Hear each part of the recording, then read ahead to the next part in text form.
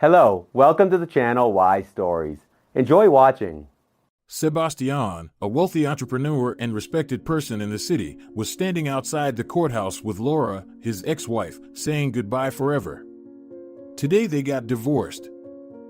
He looked at the woman one last time. She was damn beautiful, well-dressed, and not too mean. They could still live together. But their life together was not happy. There was no love between them. Maybe if they'd had children, they would have played the role of a family. But they had no children, so they did not live as a family, but rather as roommates. Over the years, communication between them was reduced to phrases, "Are you hungry? How's it going? Is everything okay?" The man laughed faintly and said, "Well, I guess goodbye, Laura. I wish you happiness. I'm sorry it happened this way. We tried to create a real family, but it didn't work out." The woman replied seriously, "Yes, you're right. We only torment each other. We should not have got married at all, but our parents insisted on that. Good luck, Sebastián. Maybe you will meet someone else, true love. But after all these years you have not forgotten Mariana, you still love her. I have always felt that. It was as if she was invisibly between us. That's probably why things didn't work out between us." Sebastián answered irritably, "Don't mention Mariana, I beg you. You know, it's a sensitive subject for me. Well, I have to go. I have a lot of work to do. I sincerely wish you all the best, Laura." That's how easily and effortlessly the couple, who had lived together for 10 years, separated for good. In the evening, Sebastián decided to meet his old friend, Adrián, for a heart-to-heart talk in a cafe. Sebastián was depressed that night. He was supposed to be happy, now he was single. He could do whatever he wanted, and nobody would have looked at him reproachfully and demanded his constant attention. But he was in no mood at all. After drinking some alcohol and eating a delicious, spicy pizza, Adrián said, "To be honest, Sebastián, I don't understand you. Why did you suddenly decide to divorce Laura? She's a good woman, a great housewife. I've visited you often, and I've tasted her food. God gave her both beauty and intelligence. I don't understand what you've been missing. Do you think you'd be better off alone?" The man sighed and shrugged. "I don't know, maybe not better, but at least we don't have to pretend to be a family. The truth is, we were never really a family. It was a show that lasted for years, a show we tried to believe in. Laura and I were strangers from the beginning, you know? Nothing has changed in all these years. When I think of my Mariana, my heart beats differently. That was real love, everything inside was singing. I wanted to hug her, kiss her, and make her happy. With Laura, it had never felt like this. Intimacy was like an obligation. No pleasure." Adrián kept wondering, why did you even think of her? It was the first love, it's the most vivid feeling for many people. I often quarrel with my Sabrina, and sometimes I'm ready to kill her. But you're right, we have 2 teenage children, we have no choice, so we live together because of them, like everyone else. Sebastián continued, "Exactly. Like everyone else. And I don't want to be like everyone else. God has not given us children, and we have no common interests. It's a boring routine, not life. If only Mariana had given me a baby. I'd be the happiest person in the universe, raising a son or daughter." Wow, so many years have passed since that tragedy, and you still love Mariana. Life is such a strange thing. I feel so sorry for the girl. She died in such a horrible way. She was so young. Let's drink to her, God rest her soul. They drank in silence, spent some more time in the cafe, talking about life, and then went home. Sebastián went into the apartment, which had suddenly become cold and empty without Laura. He sat down in a chair, took an album of old photographs, and began to go through them, remembering every episode of his life. Sebastián's parents were wealthy and powerful people. His mother was a CEO of a shoe factory, and his father was a criminal lawyer. His services cost a lot of money, and everything was scheduled for a year in advance. So the boy's childhood and youth were wonderful. He had the best of everything: branded clothes, lessons with the best teachers, high-quality expensive food, and a vacation in a tropical paradise abroad twice a year. At the same time, Sebastián's father didn't let the boy relax. He was a strict father, and his mother often took him to work, showing him how she and her subordinates worked. His mother hoped that her son would also join her business when he grew up. Sebastián studied well and made his parents happy. After school, he followed in his mother's footsteps and started his own business, manufacturing and selling branded leather shoes. He didn't waste his time on mass production of poor quality shoes. It was expensive products of excellent quality. This is probably why, over the years, his business got so many loyal customers from among the wealthy people of the city. He managed to survive the crisis and did not go bankrupt. Although it was very difficult, many people knew and respected him as a professional in his field. Sebastián met his first and only love, Mariana, by chance when he stayed overnight at a hotel on vacation. Mariana worked there as a maid. Sebastián was getting ready to leave, but he decided to take a shower as it would be a long and exhausting trip. When he got out of the shower in just his underwear, wiping himself with a towel and singing his favorite song, he saw the maid with a vacuum cleaner, who couldn't hear him. The guy coughed loudly. The poor girl, seeing him half naked, blushed like a boiled lobster, jumped up, and then began to move back and apologize. "Oh, my gosh. How embarrassing. I am so sorry. I was told to go and clean this room. I thought you'd already left. I knocked for a long time, but nobody opened the door. I'll leave right away. I'm really sorry. I'm just new here. I must have mixed up something." Sebastián laughed. The situation was indeed funny. He said cheerfully, "Don't worry about it. It's all right. It happens. My name is Sebastián.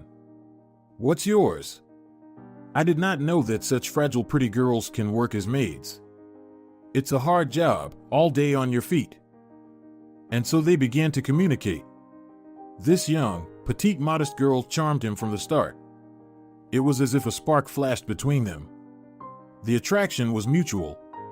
She looked at him in such a way, her gaze was burning him. Sebastián and Mariana became friends, and initially, he visited her in her hometown, and a couple of months later he took Mariana to his city. He admired her strength of character. Mariana had been an orphan, grew up in an orphanage, and had suffered a lot there.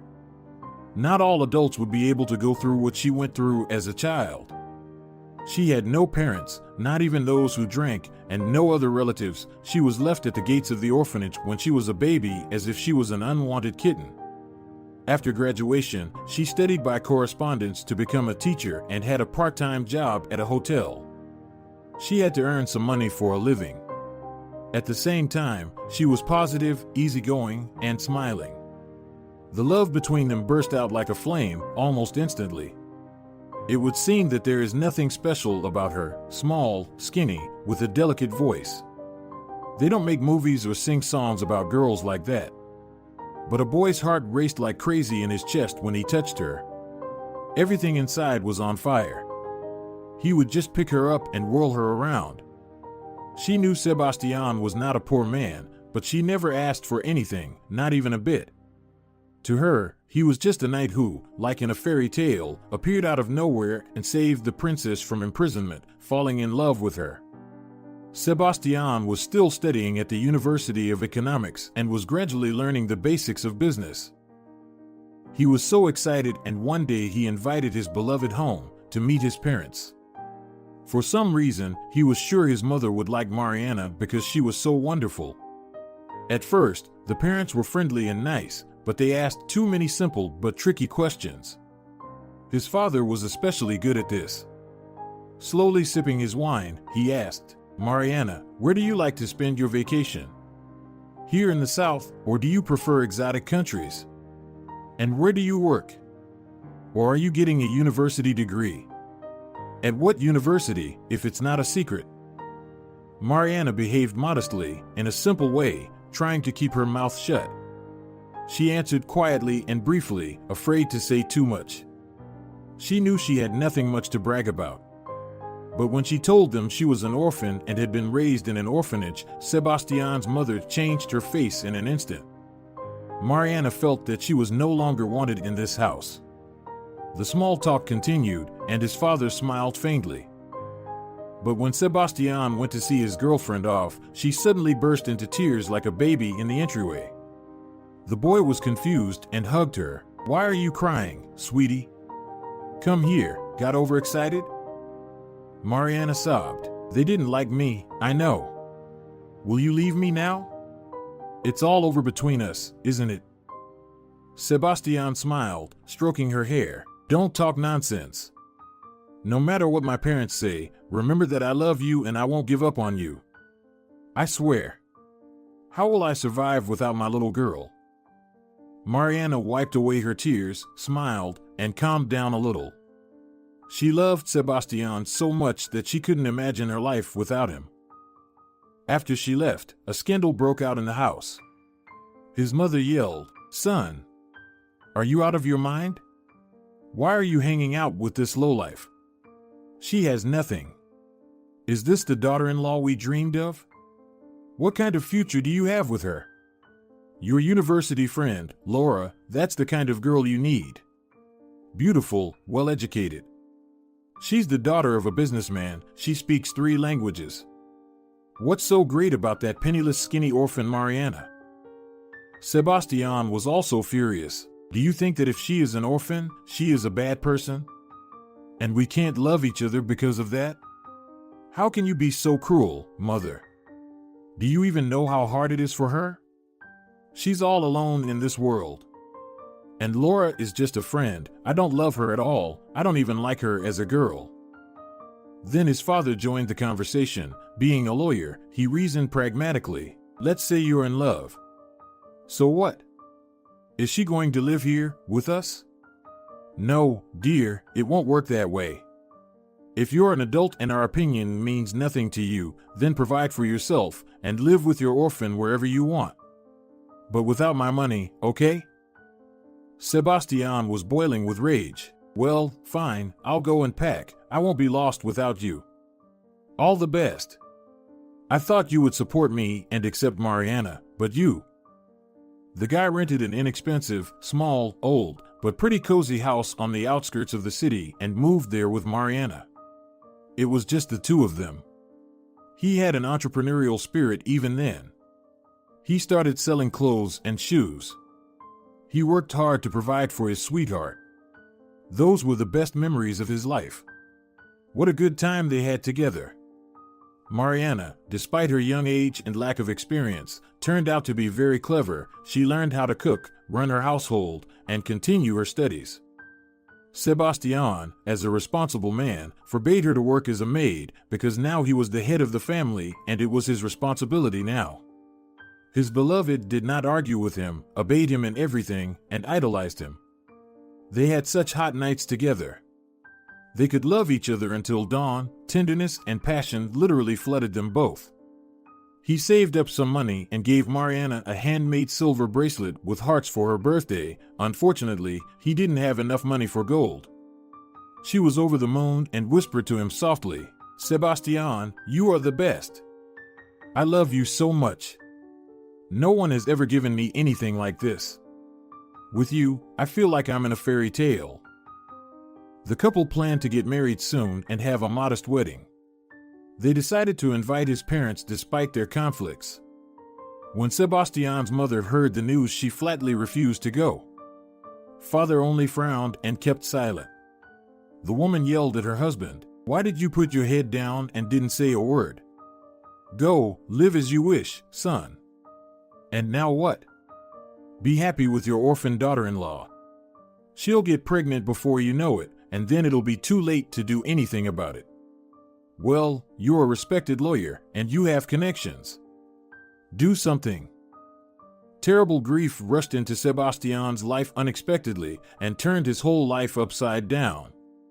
That fateful night, he worked as a part-time courier after classes and delivered goods to different addresses, as usual.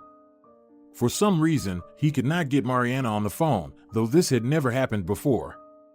She always answered the phone right away. Some kind of anxiety plagued him throughout the evening. He was nervous. What's the matter? Mariana was always home in the evening. She never went anywhere without me. And her phone is always with her. Did something happen? When his shift was finally over, he immediately rushed home.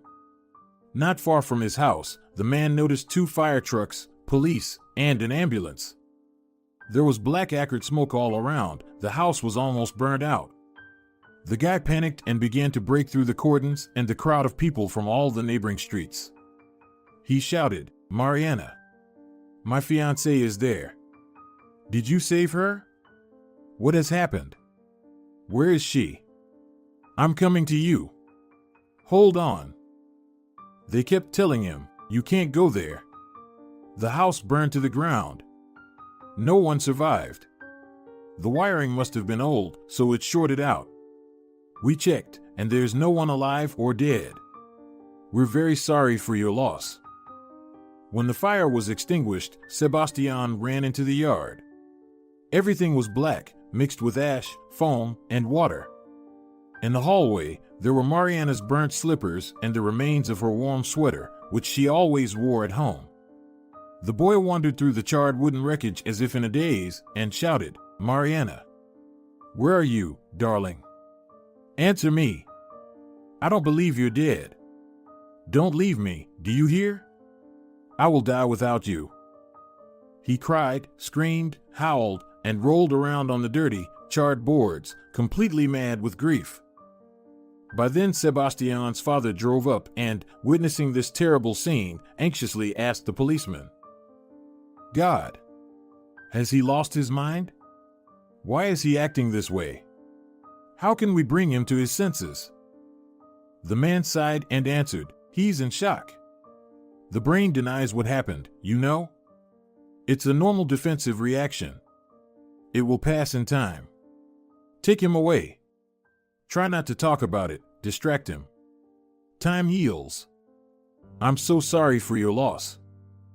The father quietly approached the boy. "Son, can you hear me? It's me, your father, let's go home. You can't bring her back." When Sebastián saw his father, he became furious and attacked him with his fists. "It's all your fault. You and Mom. You did it, didn't you? You hated her. Are you happy now? Mariana died." And the boy laughed hysterically.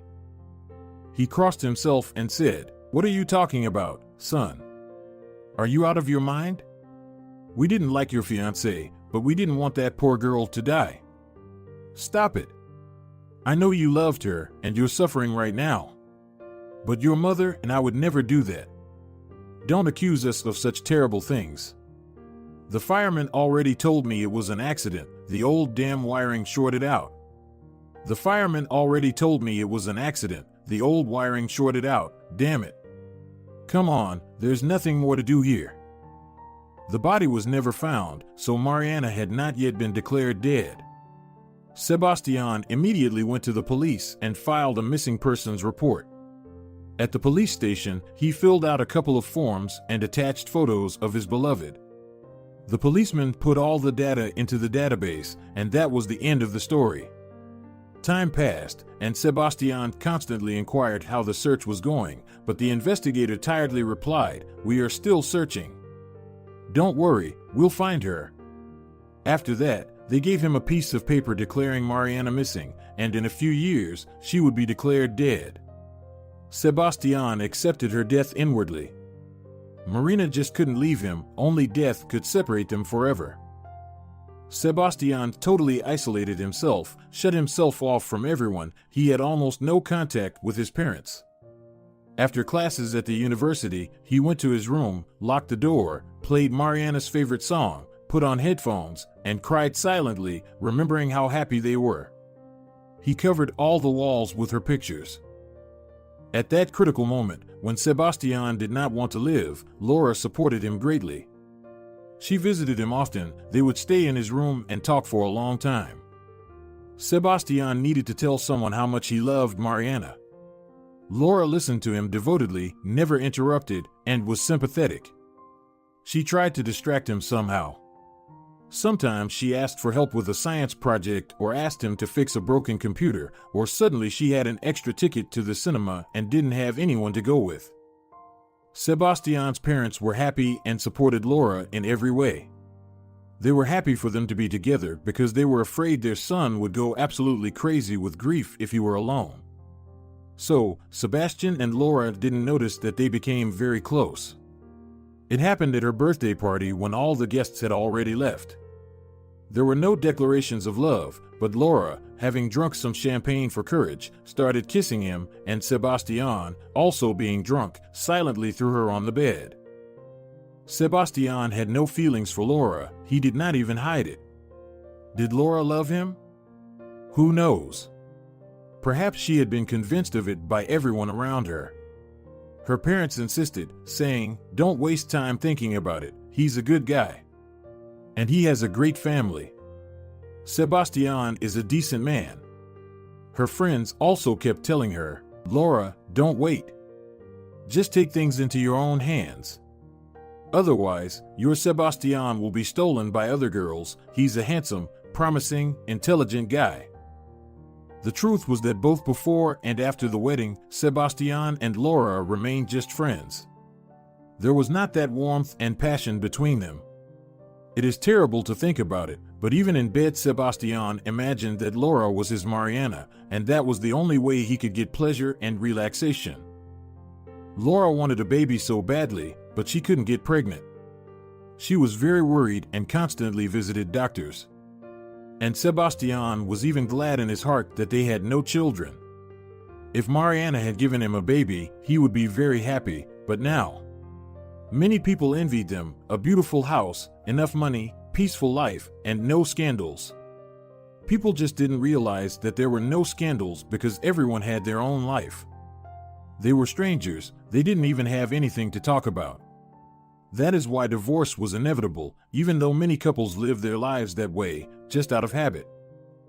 After the divorce, 8 years flew by like a day. During this time, Sebastián had many women around, and all of them wanted to have fun with such a pleasant man, especially since he was the CEO of a big company. But usually, he did not let anyone close to him, he was incredibly bored with them. They were all the same, even behaved the same, just beautiful dolls with long artificial eyelashes, nothing more. That morning Sebastián woke up with a severe headache. His mouth was dry and he was thirsty. He could barely remember what had happened yesterday. His deputy's birthday had been so wild, they had been out partying at the restaurant until late at night. His whole body ached. Sebastián struggled out of bed and wandered to the refrigerator. He had a typical man's refrigerator, only a few eggs, half a pizza, and a few bottles of beer inside. Finally, the beer came in handy. The man opened the bottle and sipped greedily on a big gulp. Now I wish I had some hot chicken soup," he thought dreamily. The man took a cool shower and looked for a clean shirt. Then he muttered something to himself for a long time and ironed it. There were signs of the lack of a woman's presence in the apartment. Dust on the shelves, a basket of dirty laundry stuffed to the top. The formerly fragrant orchids on the windowsills had long since withered away because he always forgot to water them. Maybe I was wrong to divorce Laura. This place looked very different when she was here. Not a speck of dust, not a speck of dirt, and a hearty meal. What was I missing? Adrián was right, it's sad to be alone too. Sebastián suddenly thought. He pulled out the old photo album again and began to look at how he and Mariana were smiling and waving. They were so young and happy. Jesus! When will this obsession go away? Oh, Mariana, Mariana. Why do I compare every woman in the world to you? I will never get married again. I have no peace of mind with anyone else. I have to do something about it. Otherwise, I will die alone, like a lone wolf. Sebastián scolded himself. In the evening, a heavy thunderstorm broke out. Out of boredom, the man decided to check his social media, as usual. Since Sebastián was very handsome, many girls texted him and wanted to get to know him. They were all ready to meet right away. Sebastián did not take such meetings seriously, he only met some of them out of boredom. This time chatting with women lasted an entire evening. He could smell greedy money hunters a mile away and blocked them immediately. Other women turned out to be narrow-minded and illiterate after a little communication. He wasn't interested in such women either. Others already had several children, and Sebastián was not yet ready to take that step. Only one woman caught his eye. She had a picture of cream roses instead of her photo. Sebastián sighed sadly. Mariana, those are her favorite roses. The man scrolled through her profile story. Interesting that this stranger visits my profile almost every day and doesn't text me anything. Sebastián was intrigued and immediately texted her, "Good evening, maybe it's time for us to connect." The reply came instantly.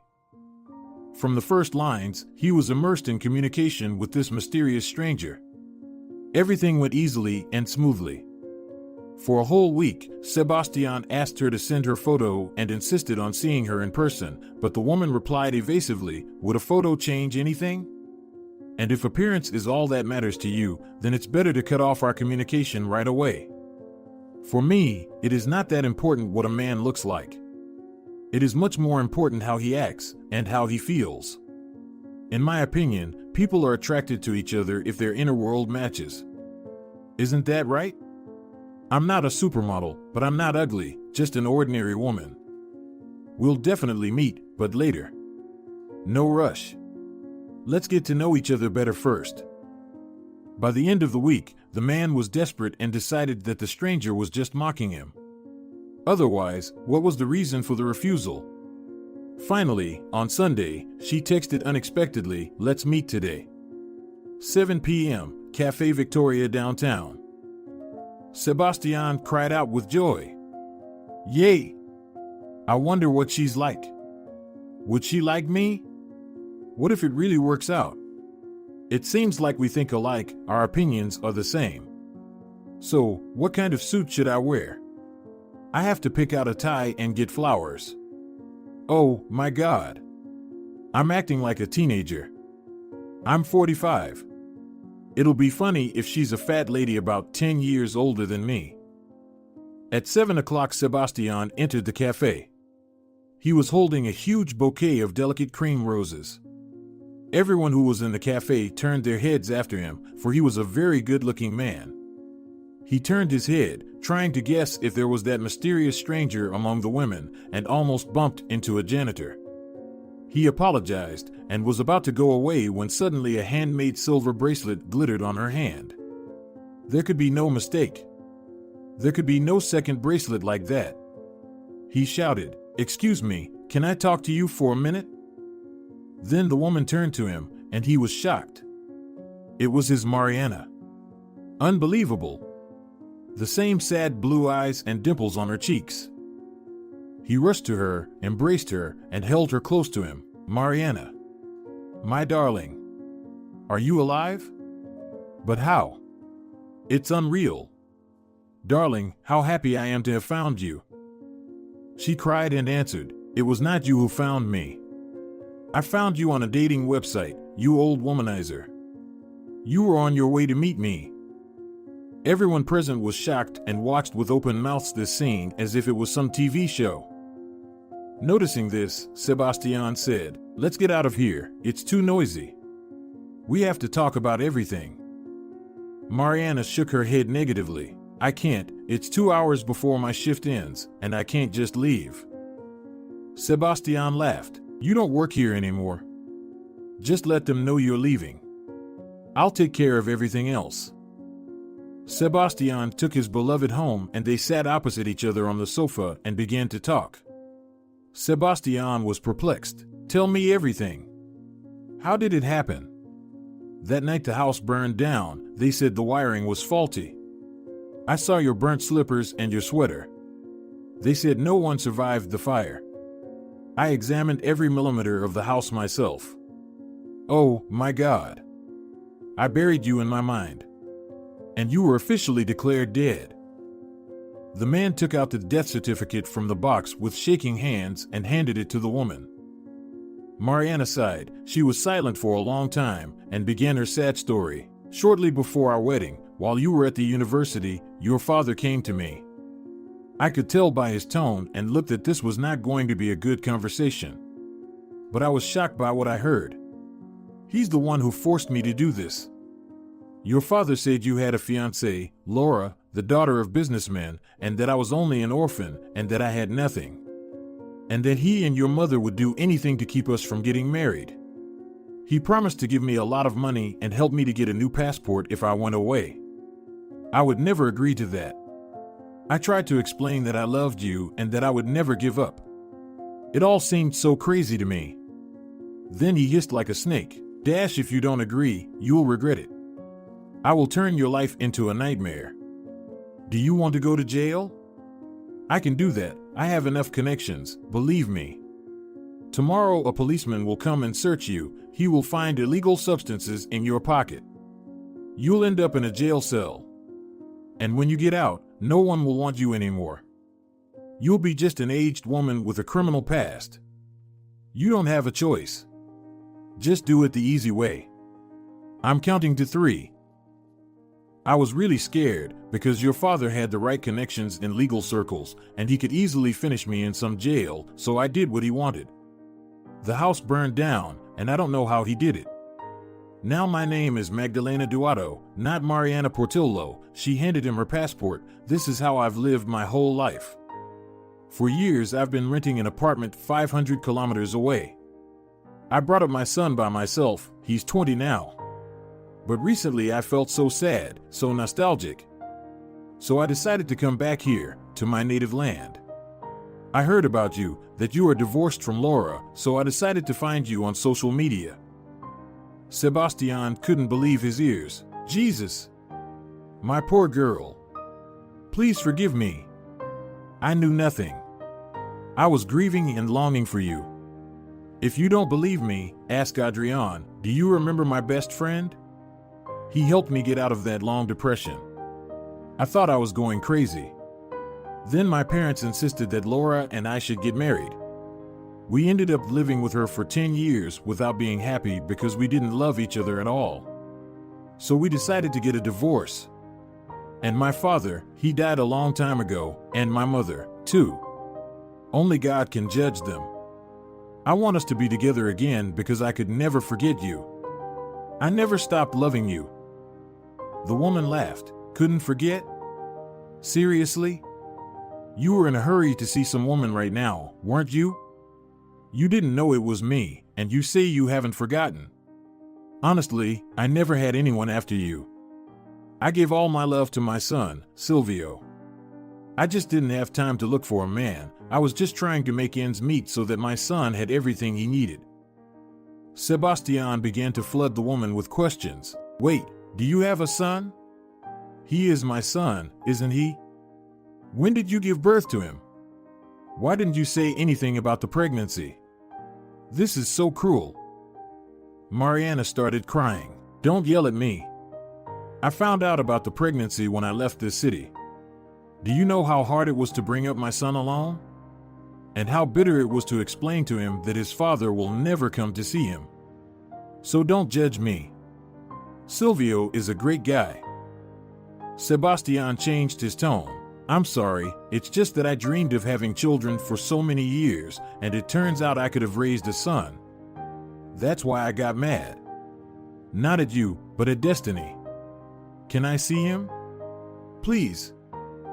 Mariana answered, I don't mind, you're his father. But I don't know how he'll take it. He's a big boy now. So you have to explain everything to him yourself and try to find an approach to him. Sebastián couldn't take it anymore. He instinctively pressed himself against Mariana and began to cover her neck and face with passionate kisses. The woman was trembling. It was obvious that they both missed each other very much. The moon was shining softly through the soft curtains, peeking at the lovers. Mariana dozed, exhausted after the passionate love, her cheek pressed against his muscular shoulder. Sebastián could not fall asleep. He softly stroked her hair and inhaled her unusual fragrance. He wanted to shout with happiness to the whole world. He whispered all the time, "My love, I won't give you up to anyone now." In the morning he jumped up in fright when he didn't find Mariana there. He was trembling like a fever. What had happened? Why had she left? Had I offended her in some way? Maybe it was only a dream and I am going mad. Finally, he found a note on the nightstand, and there were only a few words. "I'm off to work. Come over for dinner tonight at 8. I love you. Mariana." The address is on the back of the note. He began kissing this piece of paper and almost cried from happiness. Sebastián left work early for the first time. He bought a huge pizza, cake, champagne, and flowers for Mariana and decided to meet her from work. The cafe staff was shocked when such a handsome man in a fancy car with a huge bouquet approached the janitor. Sebastián asked where the manager's office was and walked inside. 15 minutes later, he took Mariana's hand, kissed her on the cheek, and they left. Everyone started a lively discussion about what was going on. "Wow, I'm shocked at Mariana. She is so quiet, poor, unhappy, and has a disabled son. And eventually, she seduced such a handsome man. How did she do it? There is nothing special about her. She is just an ordinary woman." In the car, Sebastián gave Mariana her salary for the week. "I talked to the manager. You don't work here anymore. I can't let my beloved woman work as a janitor and ruin her health.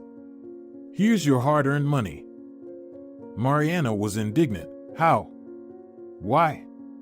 What will I live on? It was so hard to get that job. I really need money now, and here I could take extra shifts." The man smiled. "Well, I mean, you're a teacher. So you're going to work at a school, teaching children. Isn't that what you've been dreaming about all your life? And if you want, you can be just a housewife. You don't have to work. I have enough money to provide for us." Mariana sighed. 6 months ago, my son got into a terrible accident. He was hit by a drunk driver right on the crosswalk. Now he's disabled and can only move around in a wheelchair. Before that, he was a promising soccer player. He has been awarded several times. He needs urgent surgery. If it is delayed, he will never get back on his feet. Where will I get so much money? This surgery is very expensive. Even if I sold a kidney, I wouldn't have enough money. My heart is aching when I look at my son. I try to encourage him. I save money little by little, and at night I scream into my pillow. Anyway, let's go to dinner with Silvio, you'll see." Sebastián entered the house and shook hands with the boy. He thought to himself, "My God, he looks just like me when I was young." Silvio was surprised. "Mom, do we have guests? You didn't tell me anything. Is it someone from your work?" Mariana blushed and felt embarrassed, and Sebastián took a deep breath and told it like it was. "No, Silvio, I'm not your mom's colleague. I am your father. My name is Sebastián. I only found out about you yesterday. It's not my fault, believe me. I'd like to communicate with you if you don't mind." The boy changed his face, gritted his teeth, and turned to his mother. "Mom, you knew who my father was, that he was alive and well, and you kept silent? Why? I asked you about it 100 times as a child. Is that fair? And you, Daddy, for 20 years you never came to visit your son, and now you're madly in love? Go to hell, all of you." And he abruptly turned the wheelchair around and went back to his room, slamming the door. Yeah, it was not the kind of meeting Sebastián had hoped for, but he said out loud, no one promised it would be easy. He's already grown up, and suddenly someone claims to be his father. He needs time to accept that fact. I'll try to talk to him calmly again. Don't cry, I'll find an approach to him, I promise. He knocked quietly on the door and asked, Silvio, may I come in? We need to talk. If not, I'll understand and leave. The man grumbled grudgingly, well, come in. I guess now you will tell me that you are an astronaut, polar explorer, or 007 agent and that you could not share any information about yourself for 20 years. I have heard many such stories. Only I am not 5 years old. The noodles aren't holding on my ears anymore," he said sarcastically. Sebastián sighed. "Silvio, answer me one question. Do you have a girlfriend?" He was confused. "Yes, her name is Natalia. Why?" His father continued. "Then you will understand me. Do you love her?" "Yes, very much. And she didn't leave me, even though I'm disabled. We are trying to raise money for my surgery together." Sebastián continued. "Silvio, your mother and I fell in love when we were in our 20s, just like you are now. My parents were against it because she was an orphan, but I disobeyed them, and your mother and I started to live together. And just try to imagine, I came home and found out everything had burned down, and your mother died. And I didn't know anything about you, that is, that Mariana was pregnant. Only yesterday your mother confessed that it was my father who intimidated her and made her fake her death. And later she found out she was pregnant. What would you do if you were in my shoes? Your mother and I are both victims of my parents.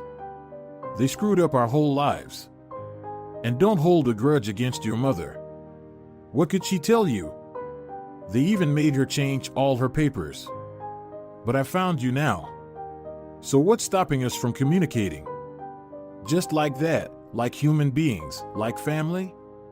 I understand perfectly well, you are a grown-up man, and I'm not going to teach you life or educate you. But I want to be part of your life, to help you, to give you some advice when you need it. Is that so bad?" Silvio timidly held out his hand and shook it. "I'm sorry, I didn't know it was like that. It's just that my mom never told me anything. She just said we couldn't see each other, and that was it. So I got mad. I thought for a long time about why my father never wanted to meet me after all these years." Sebastián said, "Let's go eat pizza and have tea and cake. Your mom must be worried to death, thinking we're arguing here." When a frightened Mariana saw the father and his son coming out peacefully, laughing and chatting about something, she felt as if a huge stone had been removed from her soul. Thank God. They're getting along. Sebastián kept his word and helped find money to pay for his son's surgery. He got a huge loan, borrowed from friends and colleagues, and placed Silvio in the best clinic with a well-known professor of neurosurgery. Fortunately, they made it in time, and a year later the boy was already running and playing soccer as before. He and Silvio became best friends. The son introduced his father to his fiancée Natalia. He really liked the girl. She was a cheerful, optimistic person. She strongly motivated and supported his son during rehabilitation and knew how to encourage him to do exercises through the pain. Natalia took care of him as if he were a child. Through his friends, Sebastián got Mariana a job as a primary school teacher at a nearby school. She didn't need this job for the money, but for her soul. He saw how much she enjoyed her job. He remembered how she dreamed of becoming an educator. Mariana happily checked the children's workbooks and told him every night about her students, and he just smiled and was happy for her. Sebastián sold his apartment and bought a big house so there would be enough room for everyone in his large family. What a joy it is when you come home and your beloved wife, son, and future daughter-in-law are waiting for you. Everyone is laughing and telling each other stories. That's what a really friendly family is all about. In addition, Natalia found a funny little puppy somewhere, and they immediately nicknamed him Baxter.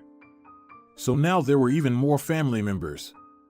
And it doesn't matter anymore that because of the intrigues of his parents, he wasted so many years. The main thing is that finally, they are together. Now Sebastián, sitting at the dinner table as head of the family, looked at his son and Natalia and told, "So, kids, don't wait too long to get married. Because we really want to babysit our grandchildren." They only blushed and laughed. Laura, Sebastián's ex-wife, also had a wonderful life. Soon after the divorce, she met a nice man. He worked as a manager in their company and, as it turned out, had been secretly in love with her for a long time. The couple got married, and Laura finally got pregnant. Despite all the doctor's doubts, an adorable child was born. Laura thought of Sebastián many times and thanked him in her heart that it was he who had decided to divorce her, because she certainly would not have taken that step herself, otherwise neither of them would have been happy. If you're enjoying it as well, leave a like and subscribe.